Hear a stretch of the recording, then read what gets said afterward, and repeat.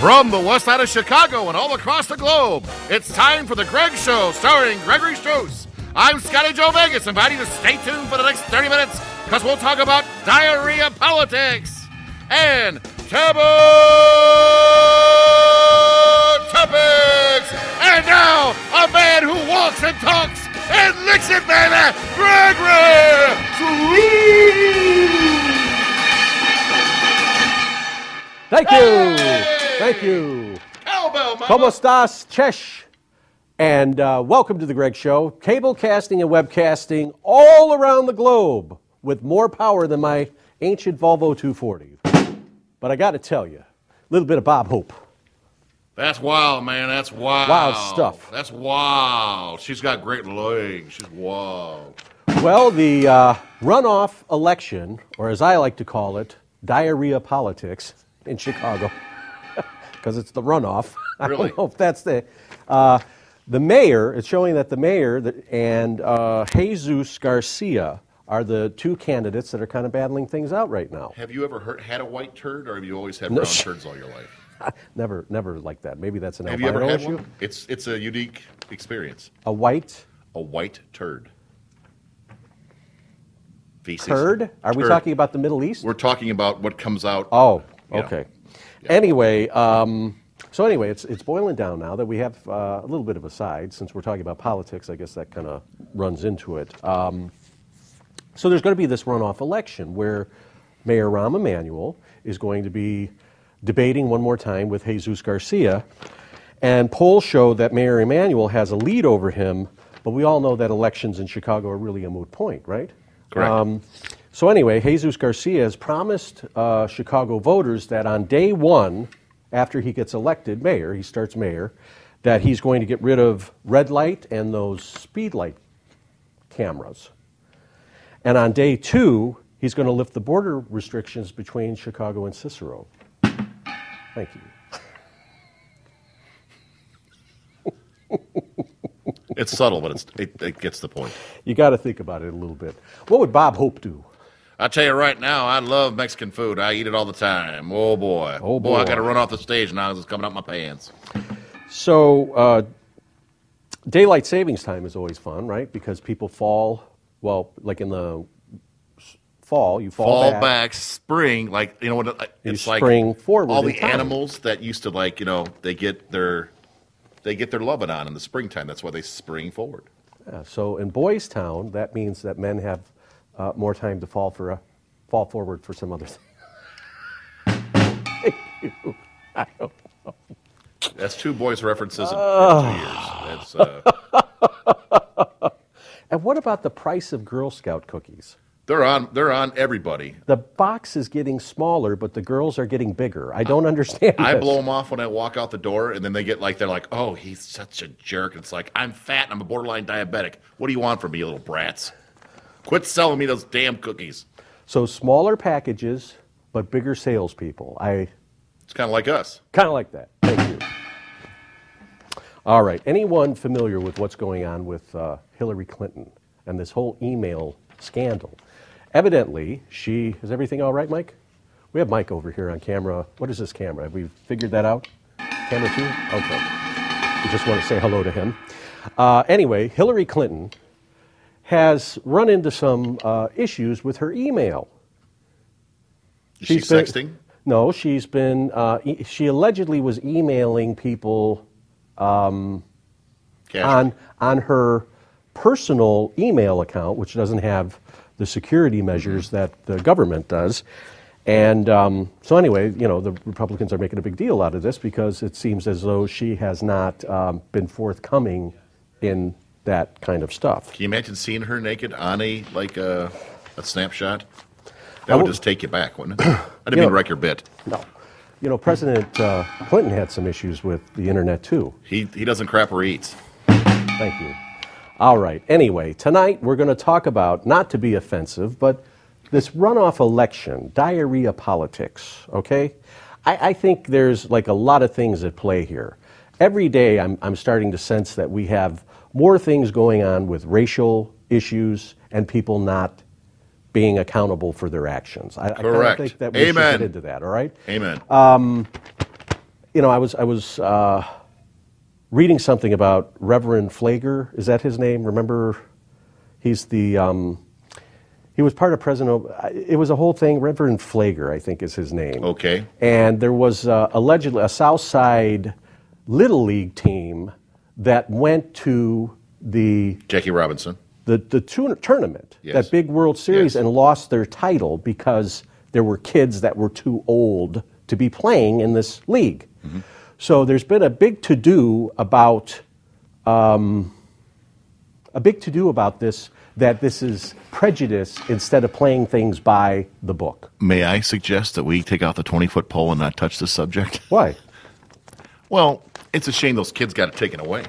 It really is. Okay, but this is not about, I don't see this as a racial issue. I see this as something that's teaching kids to be honest. If you're cheating and having people that are playing Okay, now, that are I was a older- kid that did not have a little league team in his neighborhood. So if like I lived in Dixmoor and I went to Posen, and if we went far, won an all-star game or whatever, we'd have to forfeit because of me. Because you're older. Because I was across the street from the boundary line. Okay, but there's boundaries for an issue. Yes. I mean, there's boundaries for a reason. But the kids got to play because they can't play in some leagues because... Okay, but why do we have rules and regulations if we're not, you know what I'm saying, if we're not following it?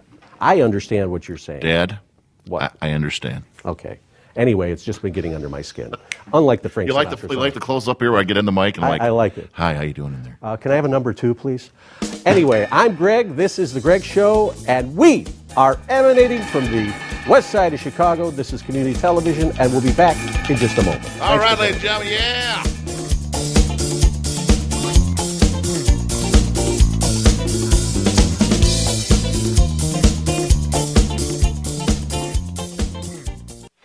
Let's see what we have. What you do to me? What it is. Yeah. What you do to me? That is WJTW Joe Yachts. Do to me?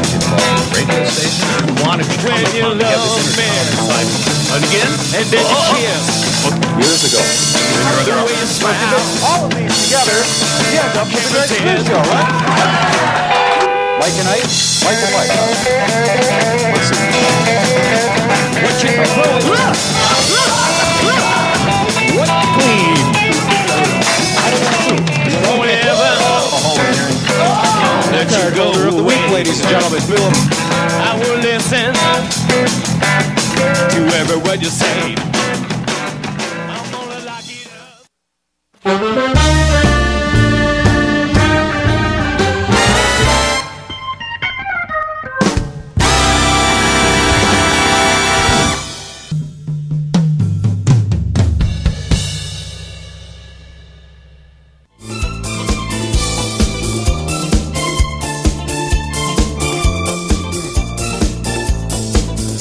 Yes, we are back. Yay! Here on The Greg Show. And I feel like I'm saying the same thing with every show. Welcome back. How are you? You never went away. You never went away. There we are. Anyway, we want to remind you that we are on the air every Wednesday night. I don't know, for some reason my brain's working and the mouth is coming out later. We're on every week here on Xfinity Comcast in the west side of Chicago on Channel 19, 8 o'clock every Wednesday. And then, of course, on YouTube.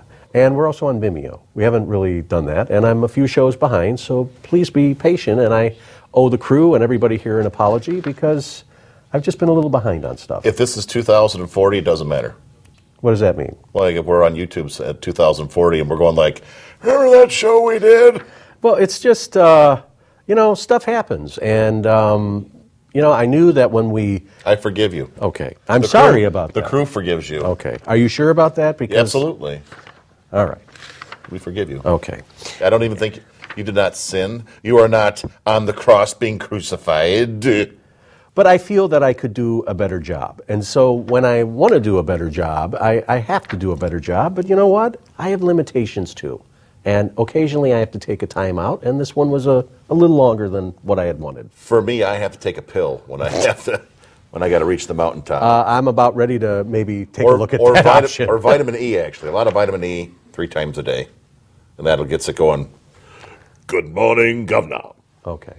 I was so happy because the other day we were talking, Scott and I have not talked, and I'm finding that that's something that's going on in my life, that I'm not really talking to a lot of people. I'm not reaching out and saying, glad you hey, called. how are you? Glad you called. And I did, and that was a big Yep. step for me.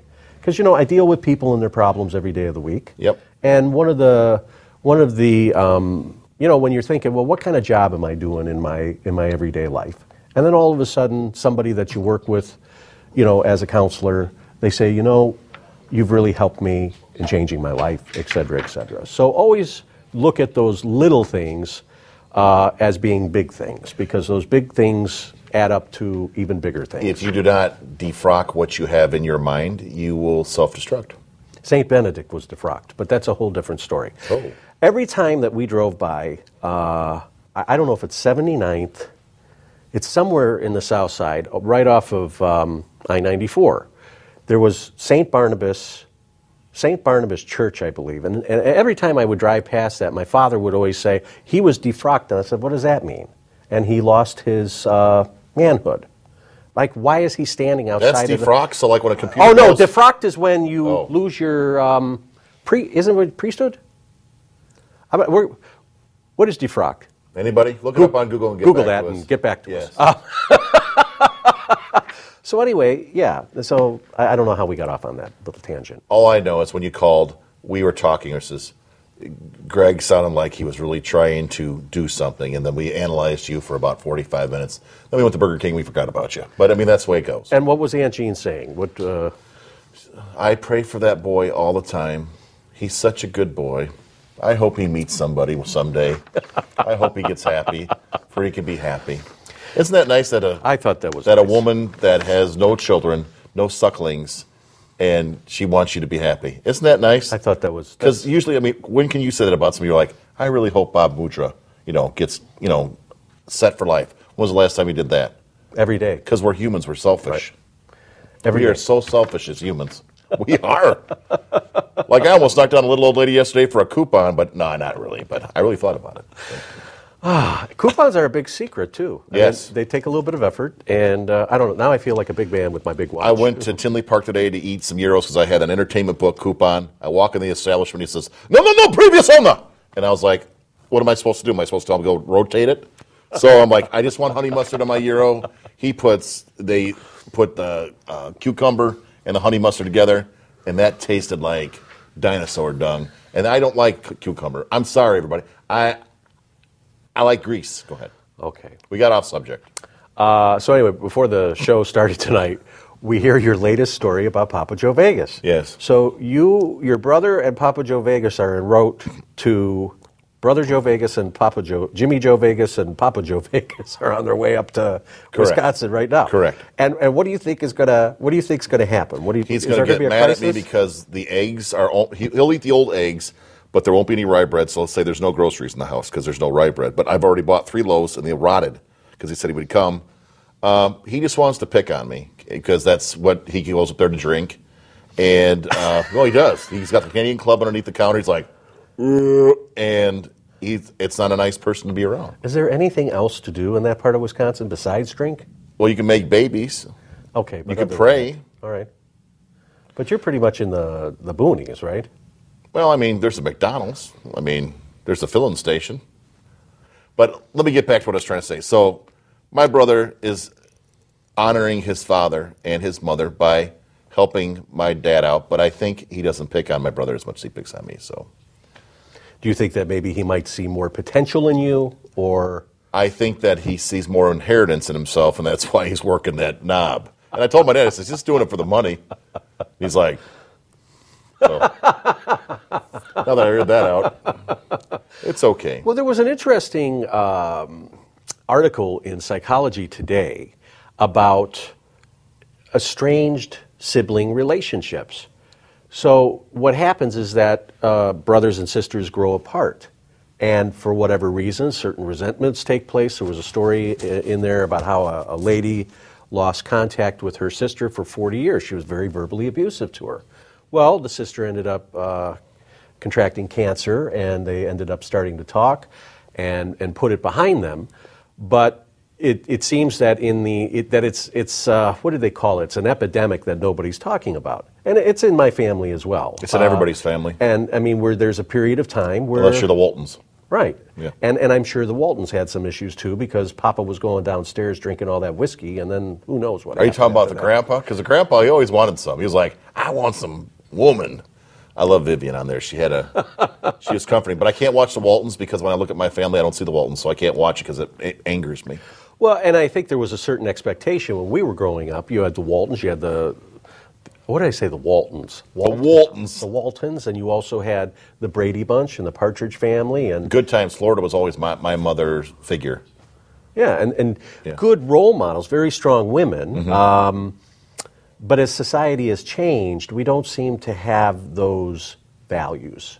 And that's what I was trying to talk about in the opening remarks, that we have lost our values and our efforts of communication, being able to sit down for dinner and how was your day?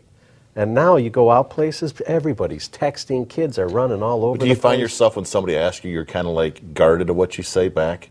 Absolutely. Because when you say, I went to McDonald's, and let's say you were going to go to McDonald's, and you didn't go to McDonald's, just saying, Why are you, well, that's why you're fat. yeah, well, You know. wow. Not you. No, but no, you know what I'm saying? I am That's- fat. There's a difference, because I snuck a McChicken before the show. No, but it's like, well, I went to Walton. Well, you're talking to someone who's milquetoast intolerant. Well, I can't have a shake. Why would you have that stuff? Or a health fanatic, like you could lose some weight. Like it goes there immediately. Do you find that or not? I would say that there's that, and then there's the part where it's like, I like to live the hobo life, where it's like, I really don't have, I mean, I have slight plans, but, you know, I'd like to go here and go there. You know what a hobo is? It's like, you know, hallelujah, I'm a bum again. You know, like, hallelujah, I'm a bum again. And you do what you want, and then like, but if you tell somebody that asks you a bunch of questions, we're too detailed of a society, because it's the why not. I'm having a cord problem. Whoa. I'm sorry. Wow. Look at this. Good Lord. I thought he was going to pee on me like a dog. No, that was, yeah. Anyway. I think I got off topic, but long and short of it is the people, I find myself guarded on all, because it's people who've hurt you in the past.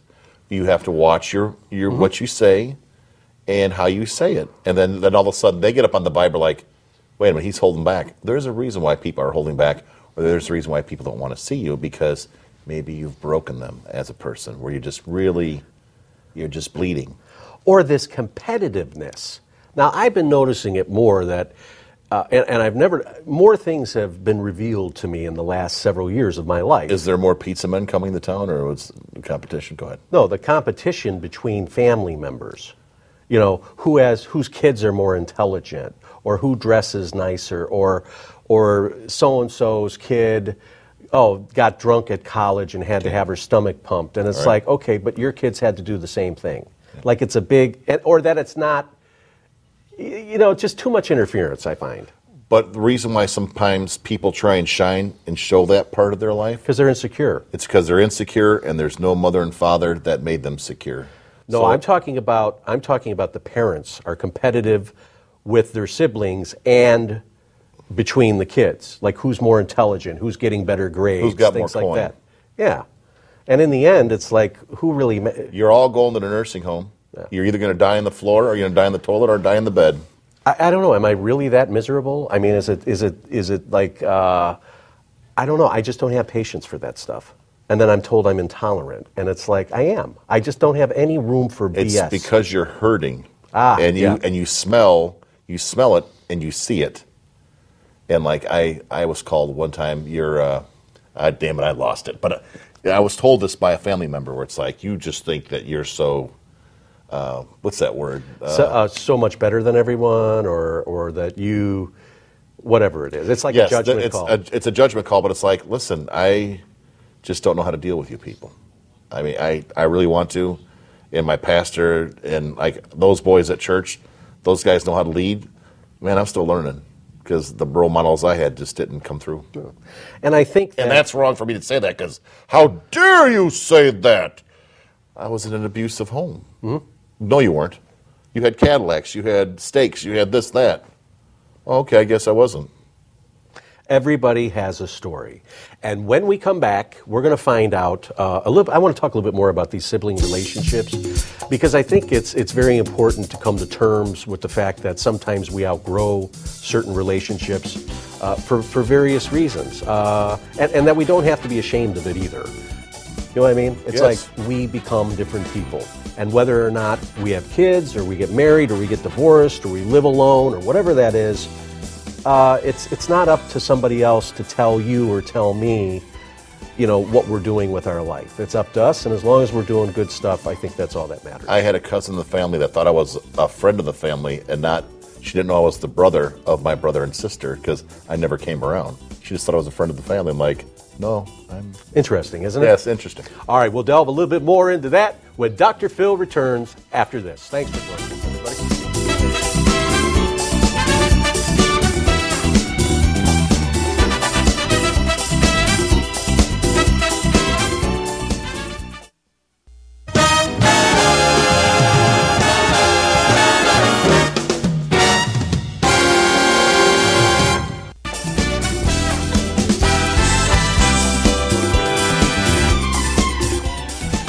All right. Okay, we are back to our Love Fest here from, I don't even want to say it, from our studios in the illustrious area of Industrial Drive here in Elmhurst, Illinois. I'm Greg Struss, and this is Scotty Joe Vega. I listened to what you said. You said, I don't want to say it. Why don't you want to say it? Say what? You said you didn't want to say it. It was a slip. Because I feel like I keep saying the same thing. It's like Larry King later in life. He was like this. You know when you lean forward, and I like Yes. that effect? He leaned forward, and he was like, he was doing that with the tongue. And we'll take a break. I don't know if he was turning into a snake or an owl, but he just kind of had this look, and it had like a dramatic... I don't know if osteoporosis was starting to set in or what. Maybe my aunt needs him to lick a couple stamps. Okay. All right. We were talking about... I think this is going to have to be a taboo topic. So All right. let's open it up. If Let's you're ready. open it up. Are we ready in the control room, ladies and gentlemen? 3 and 2 and 1. Tabooooo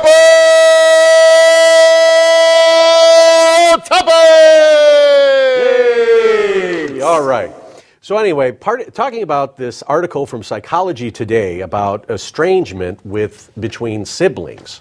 Siblings are your sisters, your brothers, and what this person was writing about was saying that a lot of times siblings will have big disagreements, but because of their respect for mom or dad, that they will appease their parents and continue to talk and remain in this toxic sibling relationship.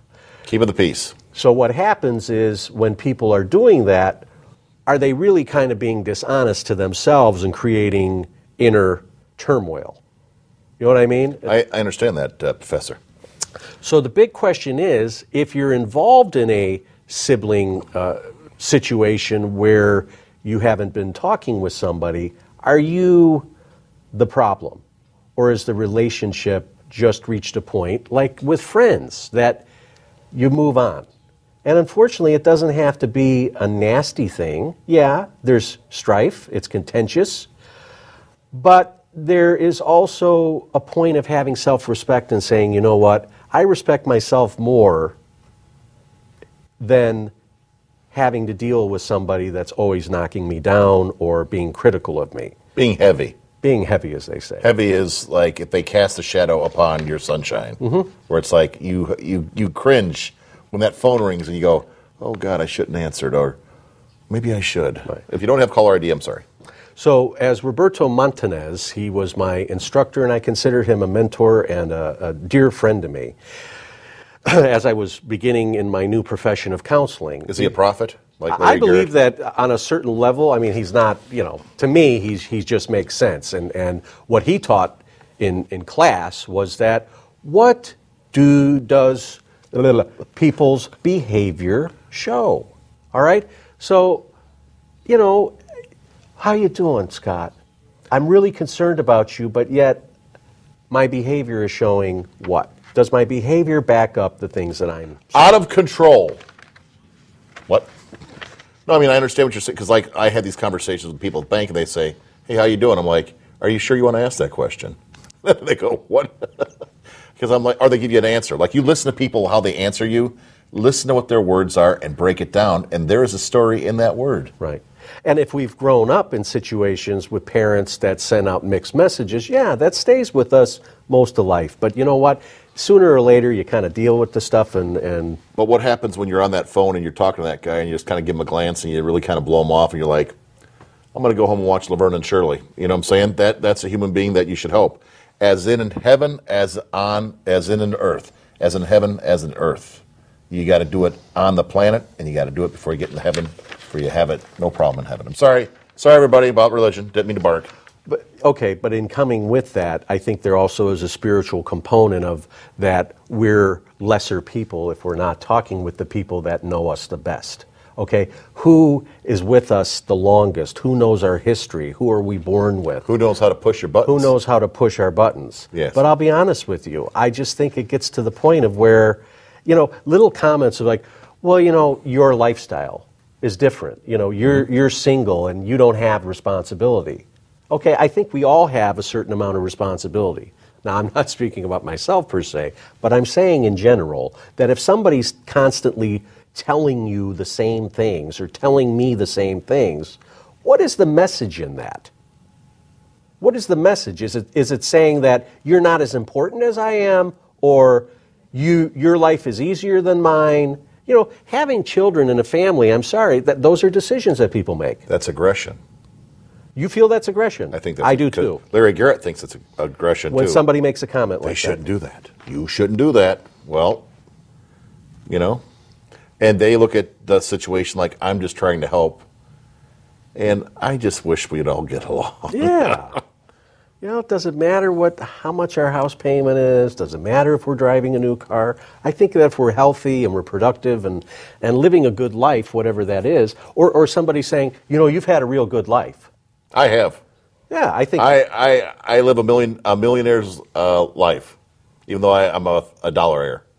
You know what I'm saying? Right. So it's like, I understand. So in dealing with, the helping profession, getting in and counseling people, I work with folks who are, working with opiates, and in most cases that's heroin. So there's these things called methadone clinics, which have a very bad reputation among certain sectors of society. So people that are trying to kick a habit with opiates, which are painkillers, your Vicodin, your... That's why that Westbrook is playing so good lately. He's on painkillers. He's like Favre. Okay. Go ahead. So anyway, there's a gentleman that comes in who's young, and I was telling you about the finger. Remember the finger story? Okay. It gets better. It looks like this, but when it comes off, there's a bone. So this guy is now walking around with a bone showing. I have that Young problem children, sometimes. Well, and so did President Clinton, but that's a different kind of bone. And it's just kind of interesting having a conversation like we're having and saying, by the way, you might want to cover it. It's living on the edge. That guy can't afford, it's not a priority in his life. He wants the dope more than he wants to fix his life. That's how much he's hurting. Yeah. And he just gets that sunshine from that pipe that, that's why Whitney Houston ain't around no more. Because she got so emotional, baby. Anyway, Hello. I want to thank you for coming out. I want to thank the crew. I want to thank the crew. Without the crew, ladies and gentlemen, there is no Mountain Dew. Bobby Mudra Vegas, Michael Mudra Vegas, Bobby Rutherford Vegas, Mike Rick Vegas. Wow, that's a lot of Vegas. That's a lot of Vegas. I don't know if they actually claim to my tribe. All right. They're more of the McCoys than the whatever the hell the other people were. Anyway, in ending, let's just kind of think. Think first. That's all it is. And Use listen. Condom sense. Listen.